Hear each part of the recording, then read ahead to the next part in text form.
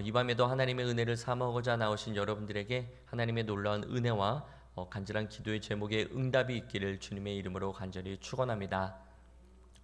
이스라엘은 하나님을 버렸습니다. 하나님을 떠났습니다.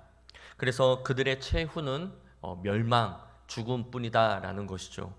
하지만 하나님은 그들에게 계속해서 기회를 주시고자 하셨습니다. 그런데 문제는 1절에 보니까 하나님께서 아무리 그들을 회복시키려고 하더라도, 또한 하나님이 그들을 치료하려고 한다 하더라도 그들 스스로가 계속해서 죄악을 되풀이함으로 인해서 하나님의 치료를 거부하고 있다라는 것이죠. 1절에 에브라임의 죄와 사마리아의 악이 계속해서 드러났다라는 것입니다. 치료하려고 하면은 계속해서 또 다른 죄가 드러나고, 또 고치려고 하면은 또 다른 죄가 계속해서 드러나고 있다라는 것이죠.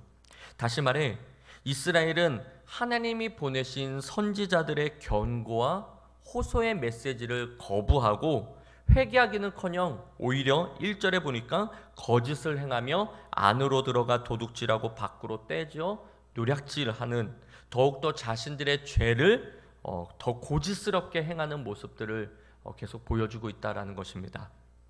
그런데 이보다 더 심각한 문제는 2절에 나와 있습니다. 2절에 보니까 하나님께서 그들의 모든 악을 기억하신다라는 거예요. 하나님의 우리의 모든 행위와 우리의 말과 심지어 우리의 생각까지도 하나님은 다 기억하신다라는 것입니다. 지금 그들의 행위가 그들을 애워싸고 하나님 얼굴 앞에 있다라는 거예요. 즉 하나님께서 두 눈으로 그들의 죄악된 행위를 다 보고 계시다라는 것이죠. 여러분, 하나님은 다 보고 계십니다. 우리의 선이든 악이든 우리의 모든 생각과 모든 행위 또한 하나님께서는 다 지켜보고 계십니다. 뿐만 아니라 하나님은 다 기억하십니다. 역시 우리의 선이든 우리의 악이든 우리의 생각이든 우리의 행위든 우리의 말이든 모든 것들을 하나님께서는 다 지켜보시고 또 기억하신다라는 거예요. 우리가 이 사실을 잊고 산다면 우리 또한 이스라엘 백성들처럼 고집스럽게 죄를 범할 수밖에 없다라는 것이죠. 우리가 죄를 범하는 것은 우리가 하나님을 인지하지 못했을 때, 또는 하나님의 살아계심을 인식하지 못했을 때 우리는 쉽게 죄를 범한다라는 거예요. 왜냐하면 우리는 죄인이기 때문인 것이죠. 우리는 죄인이기 때문에 죄를 짓는 것이 너무나 편합니다. 우리는 대한민국 사람이기 때문에 한국말을 하는 것이, 국어를 하는 것이 편해요. 영어를 하는 거는 좀 더 생각을 해야 됩니다. 심지어 무슨 아프리카 말이나 더 어려운 외국어를 한다는 것은 더 많은 생각을 하고 그 다음에 입 밖으로 내뱉어야 된다라는 것이죠. 우리가 하나님의 말씀대로 살아가는 것이 바로 이와 같다라는 거예요. 끊임없이 하나님을 인식하고 하나님을 인지해야지만이 우리가 하나님 말씀대로 살 수 있다라는 거예요. 나의 정체성이 뭔지를 계속해서 생각해야지 우리가 하나님 뜻대로 살 수 있다라는 것입니다. 그런데 반대로 우리가 하나님의 뜻을 또는 하나님의 살아계심을, 나의 정체성을 잊고 산다면 우리는 쉽게 죄를 범할 수밖에 없다라는 것이죠. 그것이 우리의 모국어이기 때문에, 즉 우리는 죄인이기 때문에 죄를 짓는 것이 너무나 편하다라는 거예요. 하지만 반대로 우리가 이 사실을 기억한다면 죄와의 치열한 싸움에서 찢기고 상처투성인 우리를 하나님께서 1절에 보니까 치료하시고 고쳐주신다라는 거예요. 이러한 은혜가 있을 줄 믿습니다. 그런데 이스라엘은 다 지켜보시고 다 기억하신 그 하나님을 잊었던 거예요. 그래서 그들은 하나님이 아닌 다른 것들을 더욱더 의지했다라는 것입니다. 7절 말씀을 다 함께 읽겠습니다. 그들이 다 화덕같이 뜨거워져서 그 재판장들을 삼키며 그들의 왕들을 다 엎드러지게 하며 그들 중에는 내게 부르짖는 자가 하나도 없도다. 10절도 읽어볼게요. 이스라엘의 교만은 그 얼굴에 드러났나니 그들이 모든 일을 당하여도 그들의 하나님 여호와께로 돌아오지 아니하며 구하지 아니하도다. 11절 에브라임은 어리석은 비둘기같이 지혜가 없어서 애굽을 향하여 부르짖으며 아수르로 가는도다. 애굽을 향하여 부르짖으며 아수르로 가는도다. 13절과 14절 말씀도 다 함께 읽겠습니다. 화 있을진저 그들이 나를 떠나 그릇 같음이니라. 패망할진저 그들이 내게 범죄하였음이니라. 내가 그들을 건져주려 하나 그들이 나를 거슬러 거짓을 말하고 성심으로 나를 부르지 아니하였으며 오직 침상에서 슬피 부르짖으며 곡식과 새 포도주로 말미암아 모이며 나를 거역하는도다. 여기서 오직 침상에서 슬피 부르짖으며 라는 이 말은 14절 띄워주세요. 바알신을 섬기는 창기들과 침상에서 바알신에게 호소한다라는 거예요. 침상에서 슬피 부르짖는다라는 것이 하나님을 향해서 기도하는 것이 아니라 바알신을 섬기는 모습을 표현한 겁니다. 끝으로 16절 말씀도 다 함께 읽겠습니다. 그들은 돌아오나 높으신 자에게로 돌아오지 아니하니. 우리가 방금 이 말씀들을 보아 이스라엘은 하나님을 의지하지 않았다라는 거예요. 애굽을 의지했고 아수르를 의지했습니다. 하나님께 부르짖어 기도하는 것이 아니라 엉뚱한 바알신께 슬퍼하며 부르짖었다라는 거예요. 하나님을 의지해야 될 하나님의 백성들이 하나님이 아닌 다른 것을 의지했다라는 것이죠. 그렇다면 그들이 과연 하나님의 백성이다라고 말할 수 있을까요? 하나님을 의지하지 않는 자들이 하나님의 말씀대로 하나님께 구하지 아니하는 그들을 향해서 어찌 하나님의 백성이다라고 말할 수 있겠느냐라는 것이죠. 하나님을 의지하지도 않습니다. 오히려 바알을 의지하고 왕을 비롯한 지도자들을 또 이웃 나라의 강대국들을 의지합니다. 하나님의 말씀에 순종도 하지 않습니다. 오히려 거짓과 교만과 아첨과 간교만이 가득합니다. 하나님의 명령을 들으려고도 하지 않습니다. 하나님의 통치하심에 오히려 반기만 들 뿐입니다. 그렇다면 과연 그들은 하나님의 백성이 맞느냐라는 것이죠.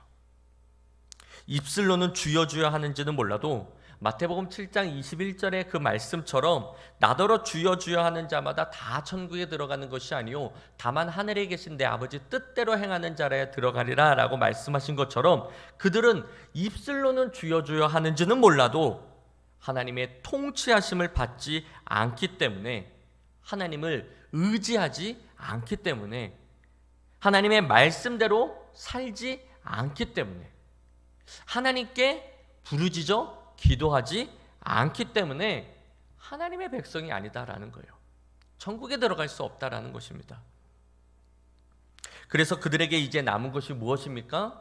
계속해서 호세아 1장에서부터 쭉 얘기하고 있는 거예요. 그들의 미래는 멸망뿐이다라는 거예요.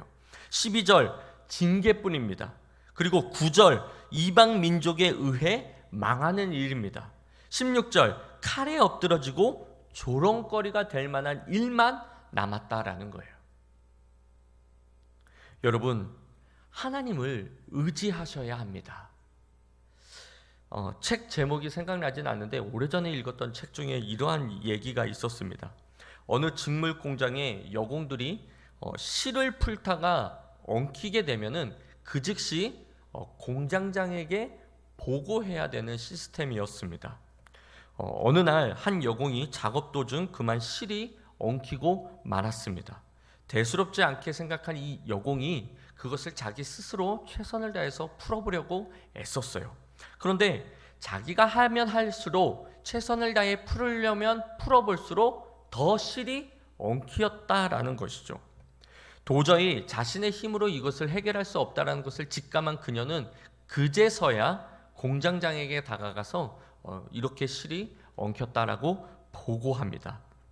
공장장은 복잡하게 엉킨 실타래를 본 후 그 여공에게 화를 냈어요.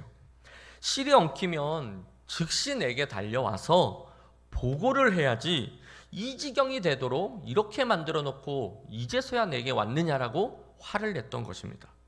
여공은 잔뜩 겁먹은 표정으로 제가 할 수 있는 모든 것을 동원해서 최선을 다해서 이것을 풀어보려고 했던 것입니다. 제 뜻대로 되지 않아 이렇게 된 것뿐이다라고 억울한 그런 하소연을 했다라는 것이죠. 그 얘기를 들은 공장장은 기가 막힌 듯 이렇게 또 말했습니다. 이런 상황에서 당신이 할 수 있는 최선의 일이란 당신이 이 일을 해결하려고 하는 것이 아니라 그 즉시 내게로 와 보고하는 것이 당신의 최선의 일이요 라고 얘기했다라는 거예요. 우리 역시 이와 같은 일들을 우리의 인생에서 경험하곤 하죠. 어떤 예기치 못한 문제를 만나 내 힘으로 그 문제를 해결해 보려고 합니다. 하지만 정말 점점 더 엉킨 이 실타래와 같이 우리가 우리 스스로 문제를 해결하고 한다면 더 꼬이는 것을 볼 수 있지요. 잘못된 그런 소문들이 떠돌고 있을 때 그 소문을 내 스스로 막으려고 하면은 오히려 그 소문이 역효과가 난다는 것을 우리는 이미도 경험을 통해서 알 수 있다라는 것이죠. 즉 우리는 어떤 일이 생겼을 때 그 즉시 하나님 앞에 보고하는 것이 우리의 최선의 일이다라는 것입니다.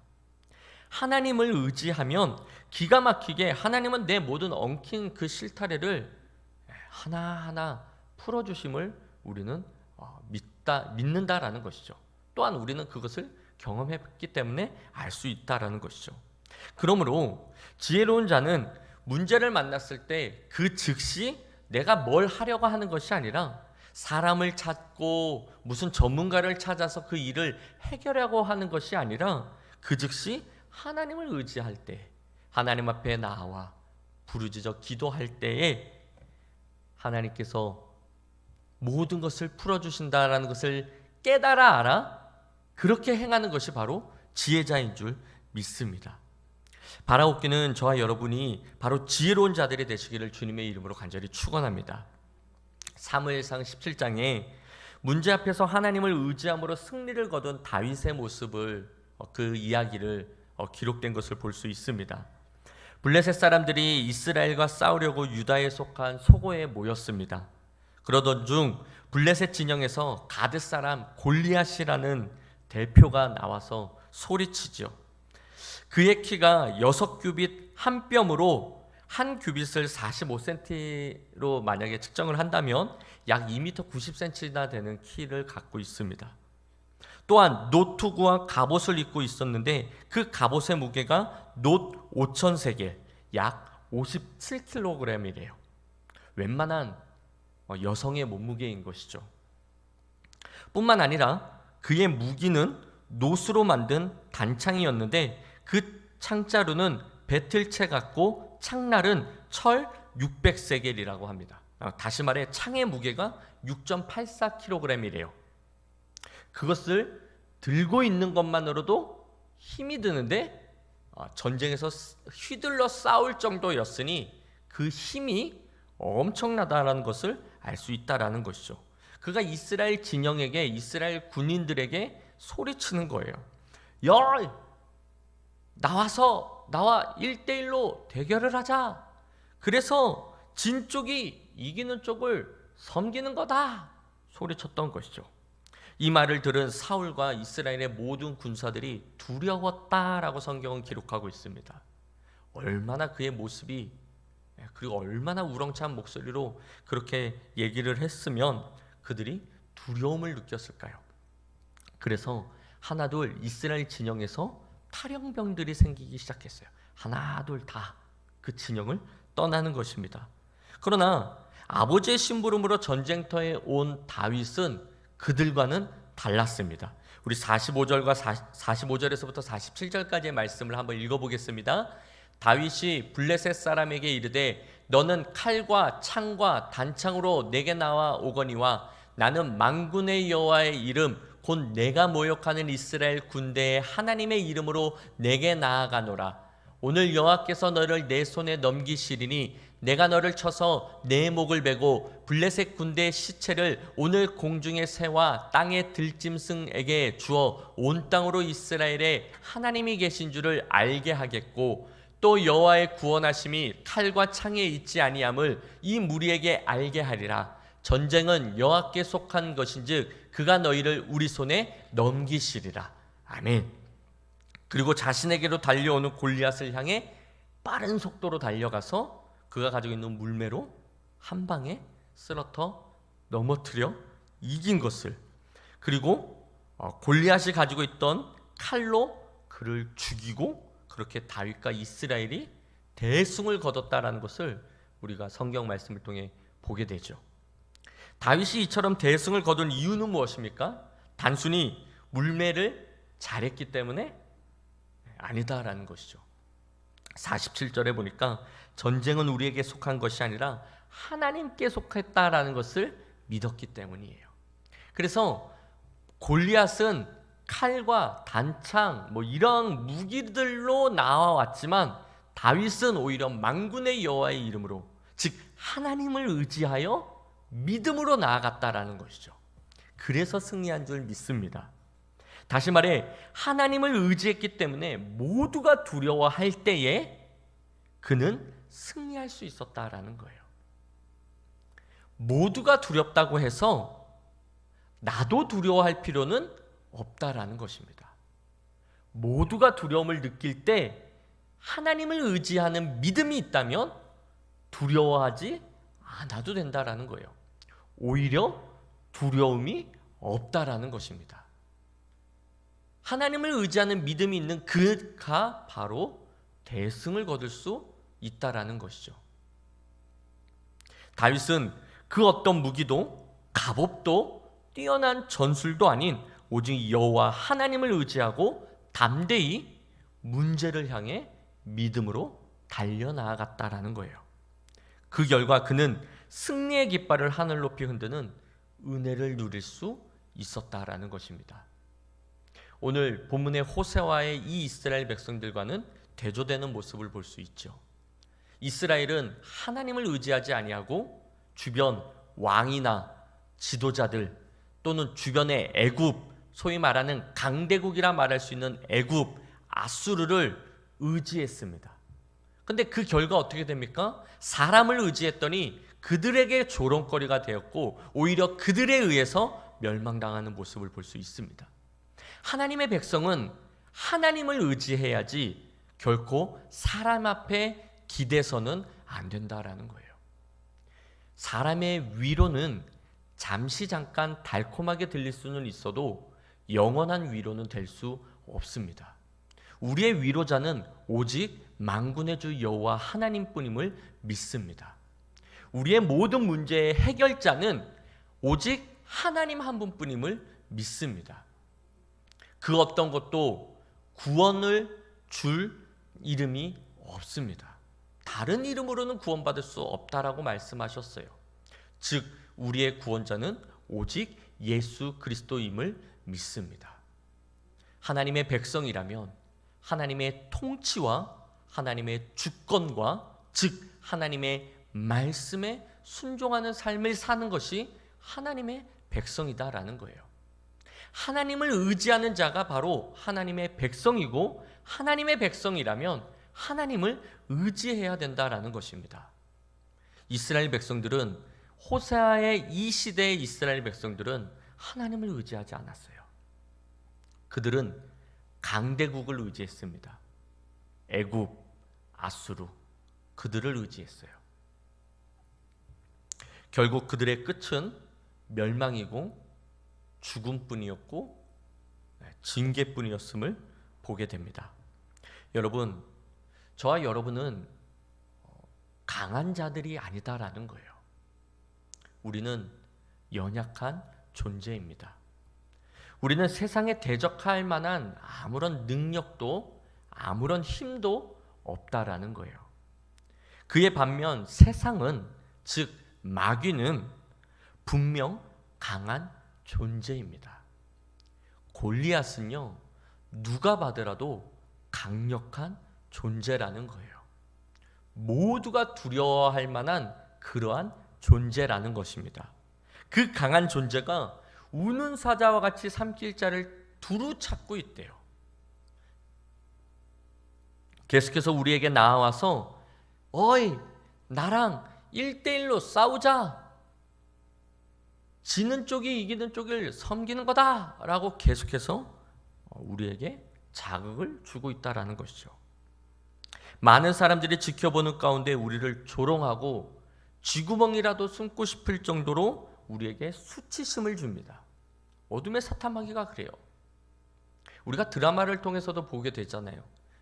뭐 이렇게 빚에 이렇게 쪼달리고 있을 때 좀 돈이 있는 그 부자 친구한테 찾아가서 정말 싫지만 무릎을 꿇고 이번 한 번만 나를 좀 도와줘라고 했을 때 아유 왜 이제서야 왔느냐 친구야, 이렇게 하는 것이 아니라 오히려 조롱하고 수치심을 느끼게끔, 그러면 그렇지, 진작에 나한테 와서 이렇게 했으면은 내가 그냥 쉽게 해결해 줄려를, 너는 왜 이렇게 힘들게 하는 거야, 이렇게 하잖아요. 연기가 좀 늦는 것 같지 않습니까? 그렇게 막 조롱하고 막 수치심을 느끼게 한다라는 거죠. 우리가 사람 앞에 기대를 하게 되면 평안이 없다라는 거예요. 그러나 하나님은 더 강한 분임을 믿습니다. 세상보다 더 강하신 분이 우리 하나님 아버지임을 믿습니다. 온 우주 만물을 다스리고 통치하시는 분이 우리 하나님이심을 믿습니다. 그러므로 우리는 하나님을 의지해야 된다라는 것이죠. 우리가 하나님을 의지하여 골리앗을 향해 담대히 나아가기만 한다면 우리 역시 다윗과 같이 승리할 수 있다라는 거예요. 우리가 강해서가 아니라 우리가 의지하는 그 하나님이 강하신 분이시기 때문에, 우리가 전쟁을 잘해서가 아니라 우리가 의지하는 그 하나님께서 전쟁의 주관자이시기 때문에, 우리가 뭔가 이 세상에 통달한 지혜로운 자가 아니라 하나님께서 이 세상을 다스리시는 전능자이시기 때문에 우리가 그분을 의지하면 우리가 승리할 수 있다라는 것입니다. 아무리 거대한 대적이 우리 앞에 있어도, 아무리 거대한 문제가 우리를 덮쳐 숨막히게 한다 하여도 하나님을 의지하는 이상 우리는 반드시 승리의 깃발을 흔들 수밖에 없다라는 거예요. 그래서 하나님을 의지해야 된다라는 것입니다. 그러므로 하나님을 의지하는 저와 여러분들이 되시기를 주님의 이름으로 간절히 축원합니다. 하나님을 의지한다는 것은요, 오늘 본문 7절, 10절, 14절 말씀을 보아 하나님께 부르짖어 기도하는 것을 말합니다. 하나님을 의지한다는 것은 골리앗 앞에서 하나님 앞에 부르짖는 거예요. 골리앗과 같은 거대한 문제 앞에서 내 스스로 뭔가 해결하는 것이 아니라 이건 교만인 것이죠. 다른 전문가의 손길을 통해서 이것을 해결하는 것이 아니라 하나님 앞에 기도하는 것, 그것이 하나님을 의지하는 것이고 그가 바로 하나님의 백성이다라는 거예요. 또한 14절, 하나님의 말씀에 거역하지 않고 순종하는 것이 하나님을 의지하는 것입니다. 그렇게 하나님을 의지하는 자는 하나님이 치료하실 때 완전히 고침받을 수 있다라는 거예요. 오늘 본문 호세아 7장은 1절 말씀하고 있잖아요. 하나님은 이스라엘을 치료하고 싶으셨어요. 치료하려고 보니까 이들이 계속해서 하나님을 의지하지 않고 다른 것을 의지하고 있다라는 거예요. 이렇게 해서 치료해 주려고 보니까 다른 것을 의지하고 있고, 이렇게 해서 치료해 주려고 보니까 또 다른 누군가를 찾고 있고, 계속해서 반복되는 이스라엘의 이 죄악된 길의 모습을 보게 된다라는 것이죠.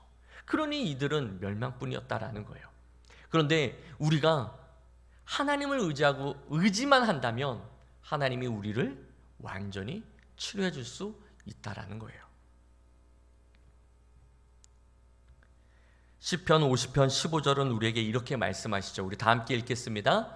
환난 날에 나를 부르라. 내가 너를 건지리니 내가 나를 영화롭게 하리로다. 아멘. 환난 날에, 즉 문제를 만났다면 하나님을 부르라는 거예요. 하나님을 찾으라는 거예요. 하나님께 기도하라라는 거예요. 다시 말해 하나님을 의지하라라는 것입니다. 그러면 하나님께 부르짖는 그를, 하나님을 의지하는 그를 그 환난에서 건져주시겠다라는 거예요. 그러므로 우리가 환난을 만났을 때 그 문제를 내가 해결하려고 하는 것이 아니라 결코 이것이 최선이 아니다라는 거예요. 우리가 해야 될 최선이라는 것은 환난 날에 하나님 앞에 부르는 겁니다. 부르짖는 거예요. 찾는 거예요. 기도하는 겁니다. 그리고 하나님께서 말씀하시는 그 말씀에 순종하는 것이 우리의 일이다라는 것이죠. 그러면 나머지는 주가 일하시네, 주가 일하시네, 신뢰하는 자의 일하신다라는 거예요.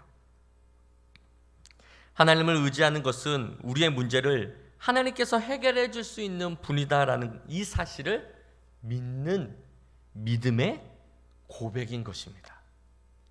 내가 문제 앞에서 하나님 앞에 기도한다라는 것은 하나님께서 이 문제를 해결해 주신다라는 남다른 신앙 고백이다라는 거예요.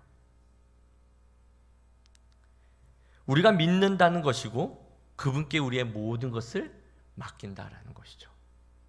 그러므로 사랑하는 성도 여러분, 인생의 실타래가 엉켰을 때 하나님께 나아가 하나님께 아뢰시기를 바랍니다. 인생의 실타래가 엉켰을 때 하나님만을 의지하시기 바랍니다.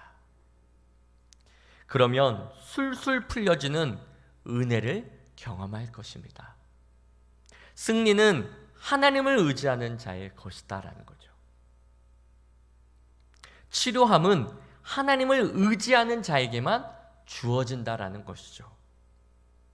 바라옵기는 저와 여러분 우리 모두가 하나님만을 의지하여 거대한 골리앗과 같은 문제도 단번에 해결하고 꼬일 대로 꼬인 인간관계도 술술 풀리고 병들어 죽을 수밖에 없는 인생에 고침받아 회복의 은혜로 더 나아가 간증하는 입술과 감사의 찬양의 고백이 우리의 입술에서 끊이지 않는 저와 여러분 우리 모두가 되시기를 우리 주님의 이름으로 간절히 축원합니다.